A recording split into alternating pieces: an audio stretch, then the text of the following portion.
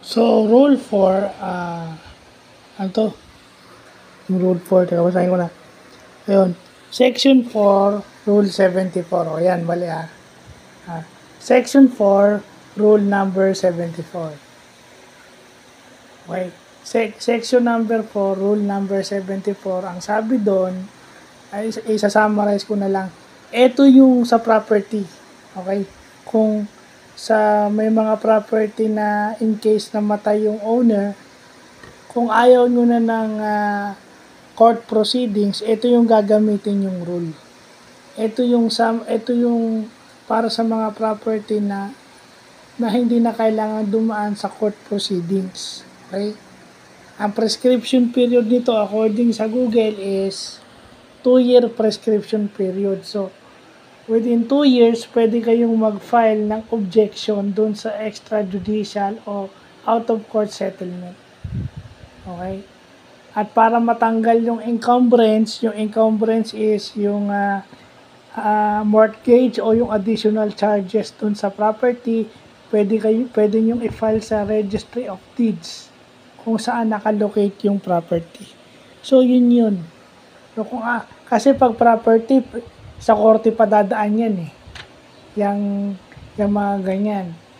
Pero dun sa Section 4, Rule number 74, yun yung extrajudicial proceedings ng mga yan.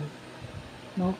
Siyempre, lahat naman tayo may property. Whether bahay, building, lupa, it's property. Lahat tayo pwedeng mag-ano ng property. Buti na lang, kahit alam natin yung mga ganyan. So, less na tayong magtatanong sa mga attorney o sa mga abogado. Again, for vlog purposes lang to. Kung gusto nyo magtanong, punta kayo dun sa mga real estate expert or dun sa mga attorney. Punta kayo yan sa public attorney's office. Mas makakapagtanong kayo in detail. Mas ma-explain nila sa'yo in detail kung paano yan. Pero ako, parang bird's eye view lang yung ibibigay ko sa inyo kasi hindi naman tayo real estate expert at hindi naman tayo abogado. Pero for information purposes lang, yung Section 4, Rule number 74 at yung meaning ng encumbrance na kailangan nating malaman. May malalalim na English yan. Buti na alam na natin yung meaning ng encumbrance. Lumalalim yung ating vocabulary. Nakita ko lang kasi itong rule na to sa Instagram, so ginugel ko. So again, as part of our business law knowledge, kailangan may knowledge din tayo sa property kasi walang businessman o businesswoman o walang kahit na sinong tao ang walang property. Di ba? Kasi yung property ng magulang ko, yung property nitong mga magulang ko, pwedeng ipamana sa amin magkapatid o sa akin.